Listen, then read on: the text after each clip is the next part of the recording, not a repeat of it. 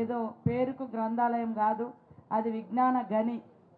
ఏ అంశంలో నీకు స్పష్టత కావాలన్నా ఆ గ్రంథాలయానికి పోతే కావాల్సినటువంటి నాలెడ్జ్ని, కావాల్సిన సబ్జెక్టును, మనకు తెలియని అనేక అంశాలను కూడా నేర్చుకోవచ్చు, జ్ఞానాన్ని పెంచుకోవచ్చు, చదువును పెంచుకోవచ్చు. కాంపిటేటివ్ ఎగ్జామ్స్ కోసం కూడా మనము ప్రిపేర్ అయ్యి మరి ఆ గని ద్వారా, ఆ గ్రంథాలయం అందించే గొప్ప పుస్తకాల ద్వారా మనము ఎంతో గొప్ప ఉన్నత స్థానంలోకి రావచ్చు.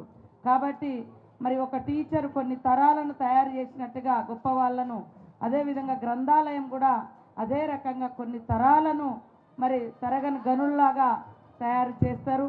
కాబట్టి ఈ యొక్క మరి మహబూబాబాద్ జిల్లాకు ఉన్నటువంటి విశిష్టత, గొప్పతనాన్ని మరి భవిష్యత్ తరాలకు చాటే విధంగా మరి శ్రీకాంత్ రెడ్డి గారు పనిచేయాలని కోరుకుంటూ, గౌరవనీయులు పెద్దలు మరి ఇక్కడ మనకు మాజీ ఎమ్మెల్యేగా పనిచేసి ఈరోజు రాజ్యసభ సభ్యుడిగా ఎన్నికైన తర్వాత ఈ ప్రాంతానికి మొట్టమొదటిసారి విచ్చేస్తున్నటువంటి గౌరవ రాజ్యసభ సభ్యులు వేం నరేందర్ రెడ్డి అన్న గారికి మరి అందరి తరఫున స్వాగతం సుస్వాగతం పలుకుతా ఉన్నాం.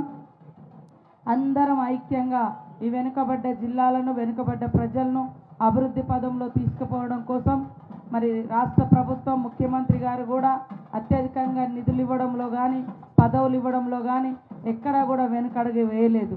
ఈరోజు నిన్న జరిగినటువంటి మరి మహిళా కమిషన్ బోర్డులో, మహిళా కమిషన్ కమిటీలో కూడా మరి మన ఇక్కడ నుంచి మెంబర్గా రాధా గారికి దక్కడం చాలా సంతోషం.